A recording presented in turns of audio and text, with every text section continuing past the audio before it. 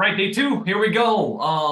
Welcome back to day two of the Sleep Solution Reset. And hopefully we were successful at getting somewhere around 7 to 8 hours sleep tonight. Last night, drop some kind of a star or something in the comments underneath this, if that was the case. So today we're going to move to day two, which is how to kind of think about establishing a nighttime routine. I've got super basic stuff written down in it, but I'm going to share a little bit of what I found successful, and hopefully you can get into the idea of if you can be more purposeful about designing how you're going to go to sleep every single night, you will be more successful at it, right? It's almost like the things that we focus on, we improve. The things we just leave up in the air are sometimes good and sometimes bad, right? So if I can share my screen up here with you, I'm going to show you day two. We'll read it maybe because it's super short and super fast.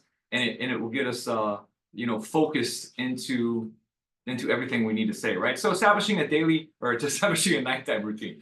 On day two, we're going to focus on creating a nighttime routine. They're not just for kids, right? They're going to help your brain recognize that it's time for sleep.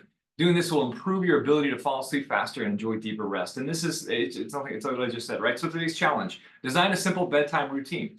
It could include light stretching, reading or journaling, and try to stick on your plan for days before, right? Pro tip, and now this is, I throw this in here because this is what I do. If I cannot, let me be perfectly transparent. If I cannot avoid screens 30 minutes before bed, what I do make sure of is I have a pair of those blue light blocking. I used to have a second pair over here, but they're not here now. I have a set of blue light blocking glasses. I don't wear regular glasses, so there's no prescription to them. And I think that there's enough science out there to back up. Let's do it anecdotally. On days that I don't use them when I go to sleep, I can feel different than if 30 to 45 minutes before I go to bed, I pop my little orange glasses on. My wife, Bonnie, she makes fun of me for wearing them because I look goofy in them. But I believe it's good for you. So avoiding screens 30 minutes before bed, try adding a relaxing scent like lavender to your routine, or sipping on a calming tea like chamomile to help your body associate these with rest. So what we're kind of trying to do, though, is just, if you've been living this life where you go to bed whenever you can go to bed, and you lay down and you watch TV till you fall asleep at night, I'm going to be honest with you, that's a shit routine. If we can put a little extra care daily into what we do before we go to bed, you're going to find out that these things built up over time will allow you to sleep more successfully, and it will make your quality of sleep better. You don't have to 180 degree your whole bedtime routine, but if we work on getting 6 to 8 and choosing that bedtime, now we can start to choose a couple other things that can help with that. Now, I admit some of us may have young kids and it's impossible to sleep. You're just going to grab sleep and naps when you can.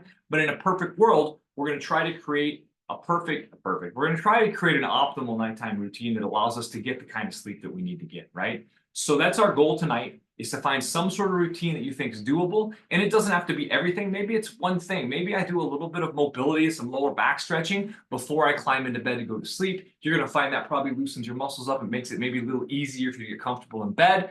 And then you're going to make sure that you read 15, 20, 30 minutes, light, and then turn that light off and go to bed instead of watching your favorite show, instead of doom scrolling on your phone, right? This thing is death, man. I think this thing, and throw it upstairs, plug it in somewhere else. I know sometimes you have to keep the phone next to you, but we're talking about how to use an alarm clock instead of your phone later on. But let's just work on that. Good luck today. Establish a nice nighttime routine that is it's something that you can repeat successfully. Ask questions again, as always, in the chat. I'm here for you. Shoot me a DM if you need to get a hold of me. Good luck on day two, guys.